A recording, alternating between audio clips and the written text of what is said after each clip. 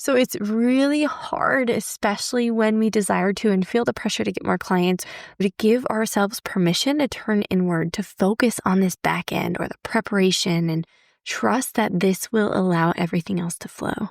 But this is the birthing process. When you're called into a little bit quieter of a stage or you're at this critical inflection point in your business, there is deep work that God is asking you to do.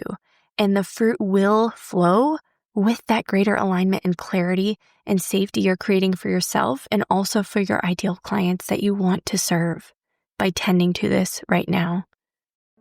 Overwhelm, reaction mode, and just keeping up are the old way. You need real, root-level strategies and practical steps to grow your business or ministry without exhaustion and burnout. Hi there, we're Anna Saucier And Megan Gephardt, best friends and business consultants who help faith-filled women create sustainable growth through simple strategy with a people-first approach. Here at Apostolic Fruit, we hope to offer you clarity, support, accompaniment, and healing. One tiny step at a time.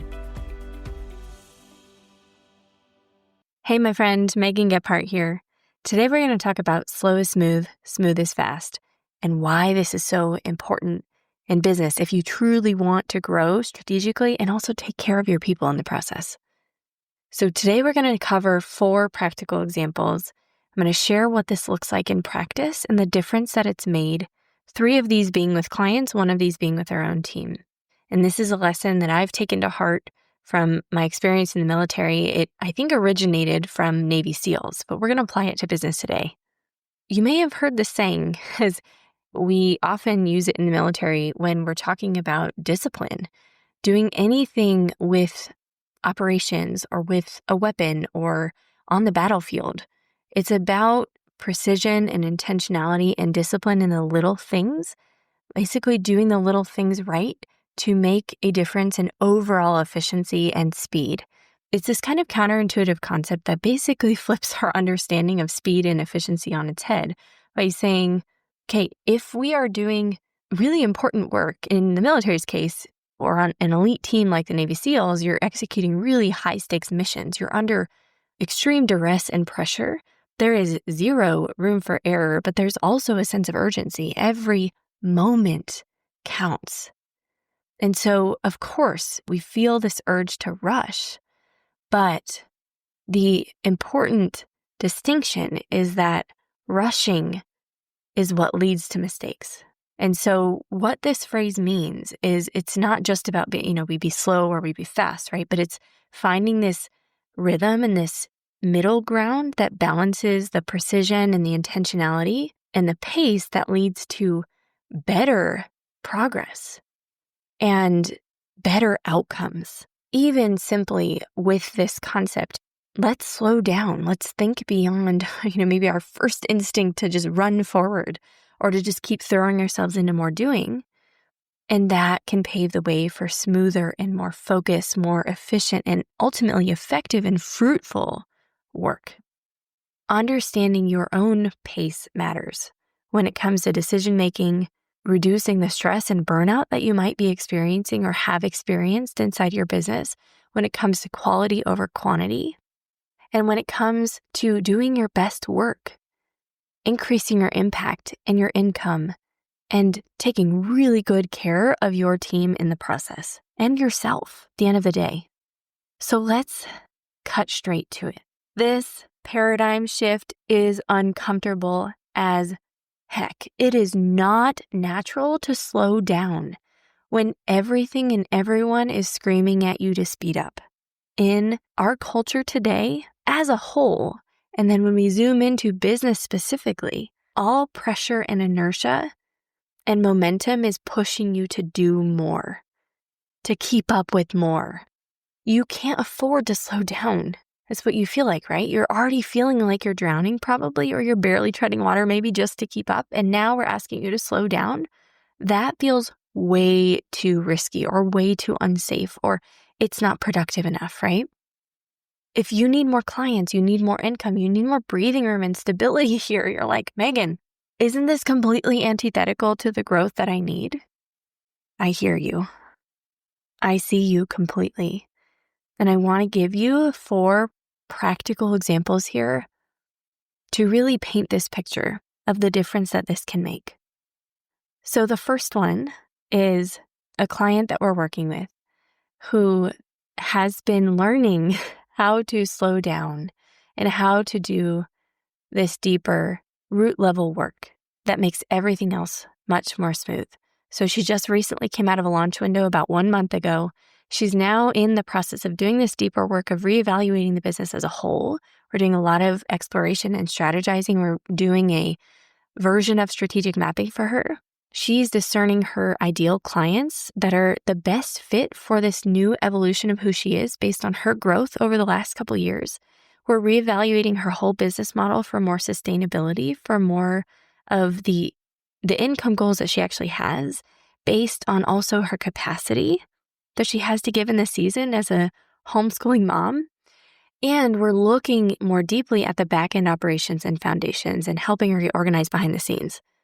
So that's the context. She has expressed to us, she's really usually very, very engaged in social media. And she took a break during Lent and was like, wow, I have been back for like 1 day and this is already making me feel things. I love social media for some reasons, but even going back since Easter, I have been cautious and kind of wary because, we're establishing this marketing plan, we're establishing this strategic plan, and I want to be careful because Instagram is great on many levels, but it also can tend to bring out the shiny object syndrome. And as soon as I see something, I get this idea and I just want to jump in and suddenly I'm like, oh shoot, I'm committing to this thing I just decided that I'm going to do now on the fly.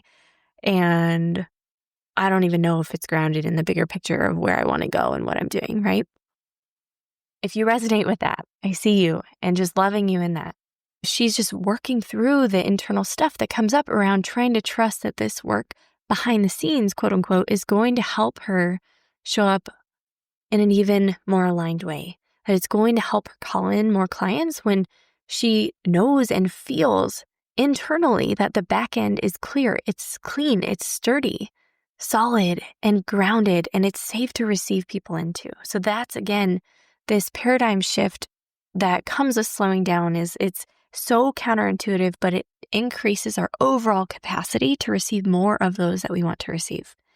And for her, it's looked like deep work on her website refinements. It's planning work and strategizing and more reflection and clarity on who her ideal client is, what her core offerings are, creating more distinctions around boundaries that she wants to have in those offerings as well. Looking at the clients that have been the best fit, that have been most life-giving and easy and natural for her to work with, where she knows she's in her zone of genius, versus what may feel like she's maybe outgrowing it or like it's a little bit more forced or it's not flowing as naturally. She told us today, I have to keep telling myself that this work, even if I'm not yet bringing in money by doing it at this moment, this is going to bring it in. This is something I want and I need for my business. It's, in a way, showing up and talking to people on Instagram or making posts or dancing in a reel maybe even, it seems a lot easier than getting all this stuff sorted out. And she even told us, I had this coach tell me in the very beginning, like, we should be selling every single day in our stories on Instagram. And I have this voice in my head still. So you're just fighting against these layers of stuff that you have inherited from other people often when it comes to this journey of slowing down and undoing. It's like just as much as we are growing into something new, or we're also unlearning. And that's the heart of all of this. But that's the real fruitful work. The journey she was also reflecting on is this work makes everything, including the destination, that much sweeter than just throwing things out there constantly and just running myself into the ground doing. And I just think that this is so interesting to be observing, because we see this in all of the clients that we work with, right? From an outsider perspective, this does feel like a relatively short time frame to be focused more behind the scenes, because she was just out there heavily in a launch really recently, 1 month ago. And I'm noticing, based on what she's sharing, it does feel painfully long to be focused more internally, because when you're not used to it, so many parts of you are going to be screaming, I'm doing this wrong, I'm not doing enough, right? And so it's uncomfortable, this shift. You may be itching to show up more, quote unquote, or I got to get back out there, right? So it's really hard, especially when we desire to and feel the pressure to get more clients, to give ourselves permission to turn inward, to focus on this back end or the preparation and trust that this will allow everything else to flow. But this is the birthing process. When you're called into a little bit quieter of a stage or you're at this critical inflection point in your business, there is deep work that God is asking you to do. And the fruit will flow with that greater alignment and clarity and safety you're creating for yourself and also for your ideal clients that you want to serve by tending to this right now. It is like tilling the soil, right? We were talking about this in the analogy, or like the marathon that Anna was talking to, the type of training that's different. So I want to give you the second example now. Second example is one for our own team. And I want to share with you as part of, talking about rhythms and communication structures and the importance of some of these operational foundations for longer term sustainable growth. As part of our team planning and accountability and communication infrastructure, we have a process that we do called weekly action reports, where I basically take a look at over the course of the week. By the end of the week on Fridays, I submit a weekly action report to Anna as our CEO and me as her director of operations, technically. And so I am gathering input from our team. I'm reviewing everything that we've accomplished as a team and moved through over the course of the week, what our progress is on different projects, what the status is, what our stuck points are, where team members need more support, what questions we have, what we're waiting on. And I also review key outcomes and metrics. I look at key performance indicators, like what is working and why and what's not. And I submitted mine to Anna's today for this week, and she shared with me, I want to read you exactly what she wrote to me in this message. She said, "Thank you again for your work on the weekly action reports, because it really is so helpful, and not just on a week-by-week basis. But I know that this is doing deeper transformative work, because the repetitions of taking space every single week to pause, to review and appreciate and learn and grow, that matters." So she says, "Thank you for your diligence in this. It's serving me and the team in the longevity and sustainability of our work." This meant a lot to me to receive, and I told her this because I feel the deeper value of this discipline, but I'm really grateful that she does too. Because I swear every single week, like forcing myself by this rhythm to slow down, to actually look at everything as a whole. I'm not only looking at the details, but I'm also like really zooming out and looking at the big picture and saying, where are we relative to the vision? Where are we in milestones on our projects? What key decisions need to be made right now? What are our priorities in this coming week? That does take time and energy, but it is probably some of the most fruitful work that we can do to set ourselves up as leaders and as a team for the next week and make sure that we're actually focusing on the things that move the ball forward, that really matter, and that we're noticing and we're learning from what's working and what's not also. And, I shared with Anna, thank you for that reflection, because it feels not only honoring to me, obviously, to be appreciated in the process and the work that I do on it, but I feel like this can tend to happen in a lot of organizations or as leaders. These kinds of things can be really helpful to the leader. Like I do this for my fractional director of operations client as well, and I do it for Anna. And they have both told me, oh my gosh, this is the kind of thing that I absolutely feel like I need to be doing, but I do not have the time or energy or the discipline to do myself. And it is so incredibly helpful and clarifying to me. And so, of course, it's helpful to the leader, right? When you're able to provide this to them and you're able to synthesize what's going on and what needs to happen moving forward.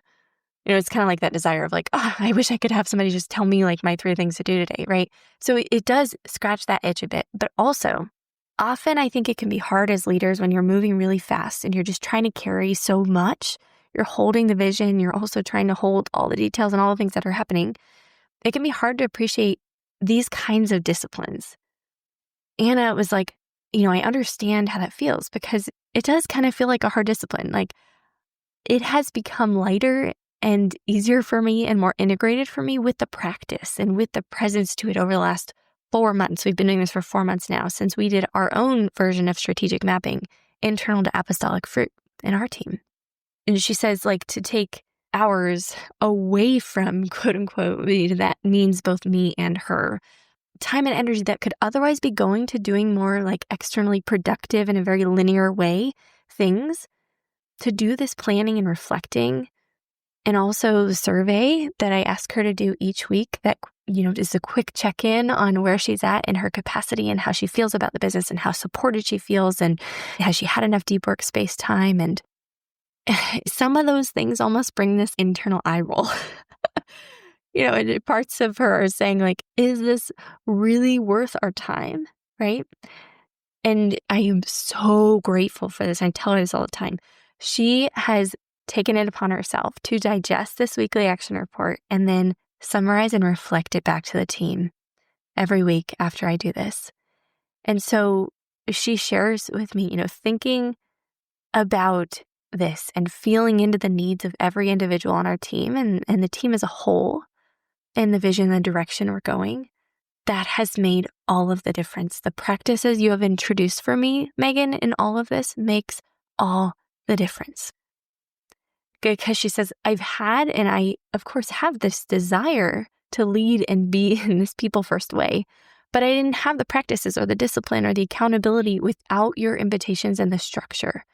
And I want to share this because this is true for so many leaders. This is probably true for you, and especially if you're at this place of growth where you are managing or you're leading a team or you're starting to outsource more. There's a lot of internal tensions that come up with this, but it is so fruitful. And she says, at the most existential level of the fruitfulness of this, it's strengthening this shift and the congruence with our own team and what we're inviting other people into because we're practicing it ourselves. We're living it out. We're leaning into it ourselves, even though it's not easy. None of this is easy. I'm not going to sugarcoat that at all. And I can speak from my own experience in this process that it absolutely is a natural forcing function. This is the other main benefit of it, to consider what other team members need. In doing this process, I am naturally thinking about, because it's built into the structure of this process, what is their experience right now, or how might their experience be inside the business? Because I swear, often without these rhythms, Anna and I could be moving very quickly, or not even moving fast necessarily, but just doing really deep work ourselves in client delivery or birthing something new in terms of an offering, or in creation mode, or in discovery calls and proposals with potential clients, or planning and strategizing together. We're tag teaming on all the tasks, right? And sometimes we can just be we can forget. We're so immersed in it, we forget to communicate the bigger picture to the team of where we're at, what's going on, what direction we're moving in. This also reminds me of Anna and I did a strategic planning, dreaming, team building retreat for an incredible university research team of women. It was about 10 or so women, and they were focused specifically on maternal health and women's holistic health issues. And they're all so passionate about this, and we both resonated deeply with that. But in this facilitation for them of a customized strategic planning and team building day, we did a really in-depth assessment process to gain a good understanding of their needs in the beginning so that we can really tailor the day to what would be most helpful for them as a team. And in that assessment process, what emerged was this resounding consensus pointing to a desire to know where they are all going together. They all communicated, hey, we're rowing, but I want to know we're rowing in the right direction and the same direction and just be on the same page. And so they were asking for more communication infrastructure together as a team, even just a simple, what is our team meeting? And what's our regular process around that? And what are the expectations around it? What's the scope of that meeting?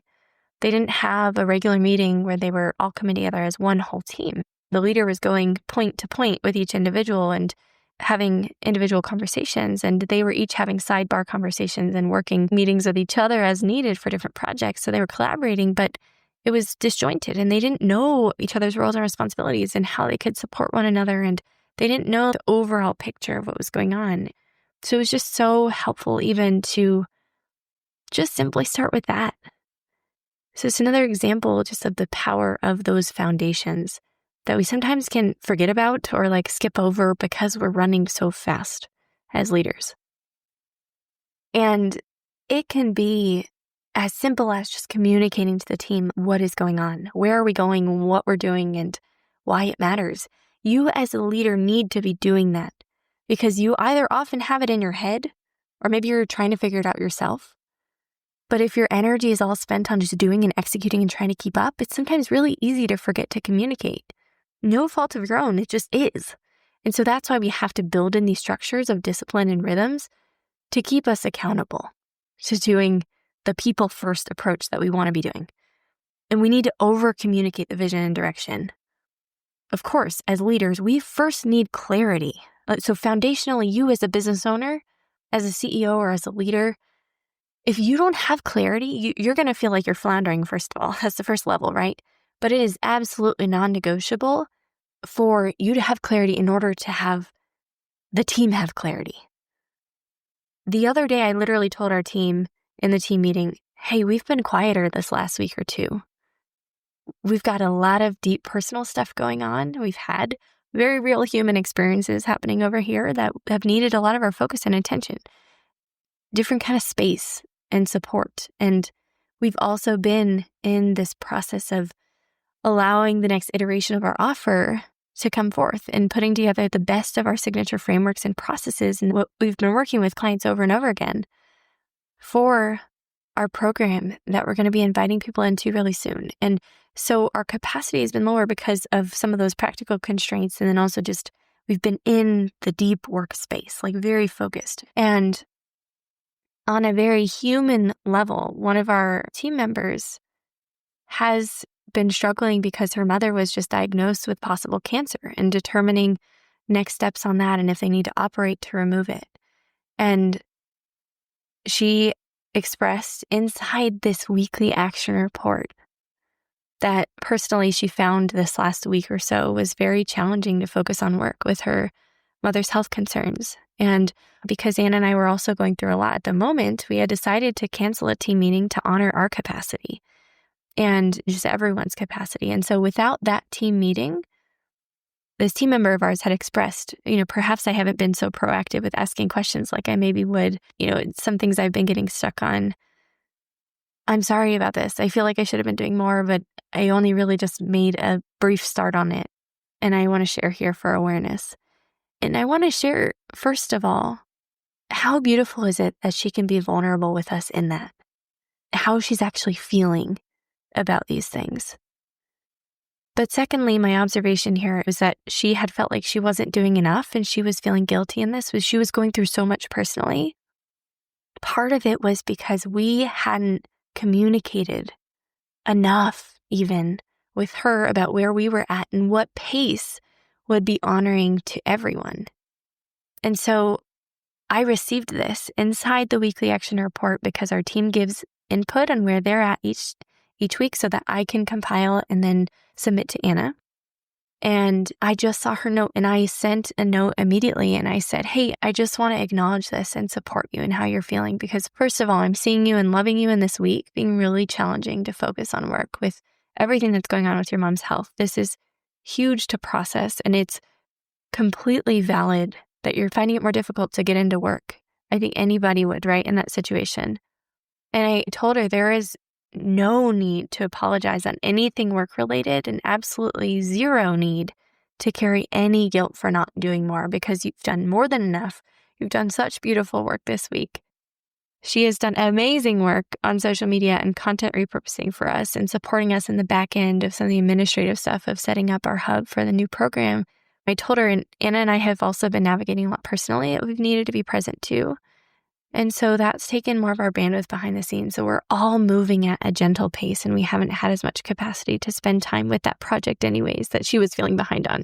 And so I told her all of this and I was like, there is no rush. You are so good. And this week we'll be able to reconnect for the team meeting. We'll be able to give you some more guidance that you need and talk through things. But I just want you to be at peace and give you permission to release any of that pressure around this or the worry because we're not behind.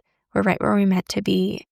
That's what I said. I shared that with her. I basically just read you what I had texted her.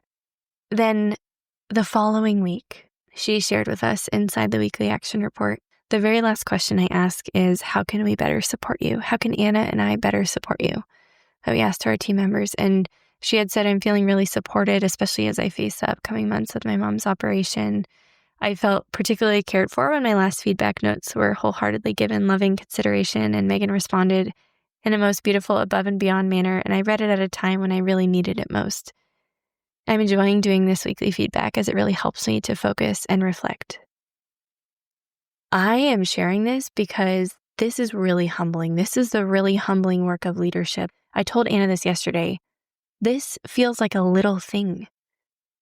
For me to just receive this note from her and respond and acknowledge her and see her in what she was experiencing and affirm, hey, you're doing more than enough and our pace is good. It's fine. And it's honoring of where all of us are at. And I want you to be at peace. Acknowledging the work that she has done and affirming that. That small thing for me that felt really little was really big for her. And it meant so much.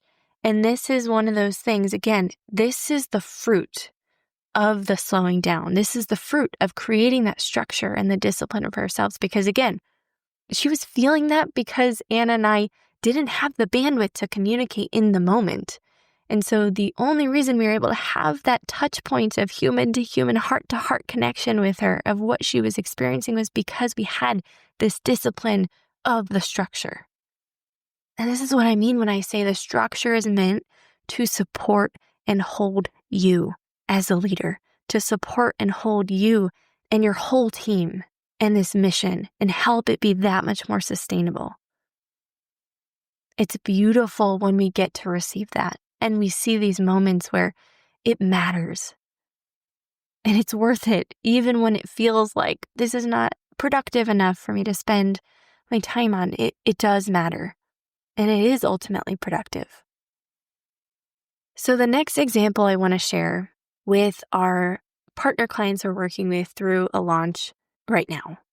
They were feeling this big tension point. They were about 2 months ahead of a launch, and they felt like, okay, we are so spread thin. We have no bandwidth to even start thinking about the launch because we're just kind of in survival mode right now.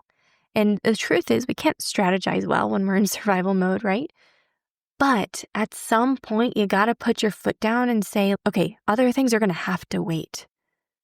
And we got to this point with them where we have to make a decision of, am I willing to continue to put this off and enter into a launch last minute and scrambling and this being as intense as it was in the past, which is what we're trying to avoid.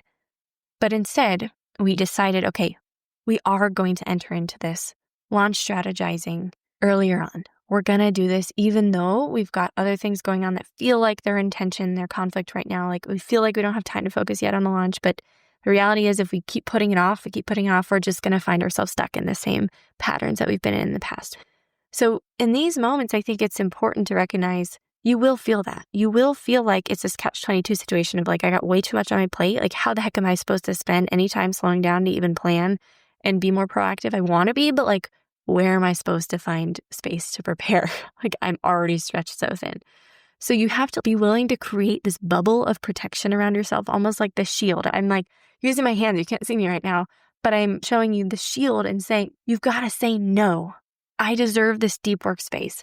I need this. The business needs this. The team needs this. This is essential and it's long overdue. And I'm going to accept the discomfort in this moment of holding my ground here, of protecting the space to be proactive. Just like with choosing rest when we've got a million things left to do on the to-do list that are undone. So we have to choose rest as this like quiet resistance. It's the same thing when it comes to slowing down. It's this silent resistance.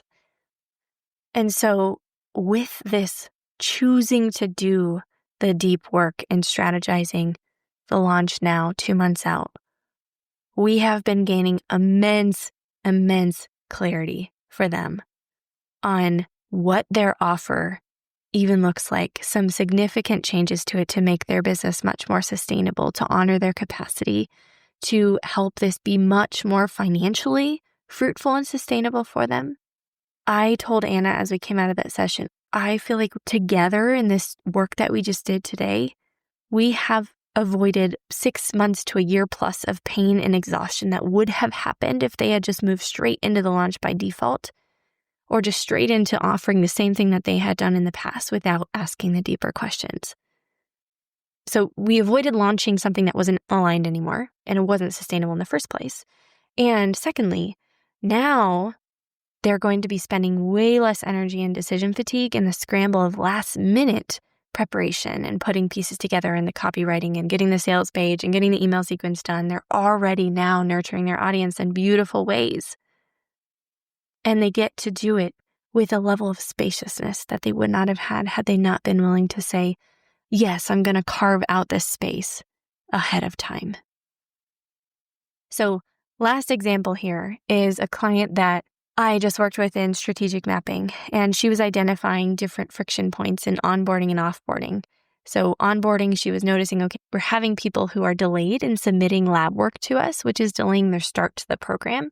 Technically, it's a 4-month program, but I can't actually get started with them until they get their lab work in. And so now the ripple effect of that is, she's accounting for capacity with her and her team and different practitioners and being able to see, they have a certain level of client capacity and when you're trying to juggle the load of how much space you have and discerning how many spots you have available, now it's pushing everything to the right. And now they have way more in a given month than they actually anticipated because people weren't getting their stuff in on time. So they didn't have any policies around this. So we talked through even just simple, what's your SOP? Do you want to implement a late fee for delays that are the client's responsibility to account for the impact that this has been having on you operationally and administratively?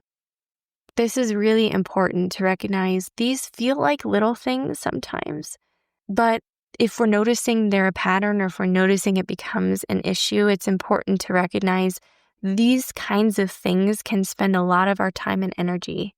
Clients constantly rescheduling or things getting shuffled around, or you're noticing like I'm having to accommodate a lot inside my business and it's causing this level of reaction mode or like putting out fires or just constantly having to adjust last minute. I want you to get curious about what's going on there. And I wonder if you can create a little more structure around it. And there's the same kind of thing happening with the end of her program, because there are certain people who needed an extension and there's some people who actually were not following through with their appointments. They weren't scheduling them, even with reminders and reach outs and all these things from their end. So it's having all this energy and capacity ripple effect. And then she was feeling like, okay, well, I've got to just be accommodating and give them more time. And so she's basically doing more time for free for these clients because they weren't doing their part. Sometimes clear policies or enforcement of the boundaries or even just protocols as a team can be helpful, can help you avoid the compromise and the tendency even towards some resentment sometimes that you can bump up against when you're constantly feeling like you're having to compromise. And so what we did together was we created an internal script for her to handle pricing, timelines, communication guidelines, even just making a decision on an aligned price point for those who need an extension so that she's no longer giving away her extra time for free just because she didn't have a protocol in place or because she felt guilty about it or didn't establish clear expectations with the clients. So there's internal work around that, but there's also a strategic and operational side of things. And often the solution is a combination. But my point here in these examples is that it requires slowing down for these things, right? To evaluate, to notice what the patterns are that are causing some of that reaction mode or causing the scrambling and the scattered or spread thinness that you might be feeling or your team might be feeling. And those different pieces that are affecting capacity, and then you can move forward into implementation. So my friend, slow is smooth, smooth is fast. This is how we do it sustainably. This matters. This matters so much, not only for you and your experience in the business, but it also matters for your team. It matters for your clients. And especially if you are in a health and well-being space in the work that you do, we have to be willing to look internally and say, am I operating in alignment with that? My external mission is all about health and well-being and, helping people heal. And yet, if I have a dysfunctional behind the scenes myself, then there is not congruence there. And that's a painful reality to recognize. But at the same time, that's the deeper work that I think the Lord really invites us into so that we can steward what we are receiving well and that we can be entrusted with more. And maybe yours is not dysfunctional per se. That may be a little bit strong of a word, but you know that you want to grow in some of these things. And so I hope today's examples has been helpful to show you what this can look like in different ways and stages of the business. And I think it goes without saying, but I will say it anyways. This is really hard to do on your own. This is a very different way of operating, and it will require going against the grain. And it's already isolating enough trying to do this on your own, but it is even harder to make these kinds of shifts alone. So I want you to know we're here to support you. Whenever you're ready, we would love to walk with you in these changes that you want to make for the growth, for the sustainability, for the fruitfulness of your work and everyone who God is calling you to impact through it. We hope you loved today's episode. If so, would you take a moment to share it with a friend? If you haven't already, come connect with us human to human at apostolicfruit.com/connect. When you're ready, we'd love to support you more deeply. May the Lord bless you and keep you, make his face shine upon you and be gracious to you. And turn his face toward you and give you peace.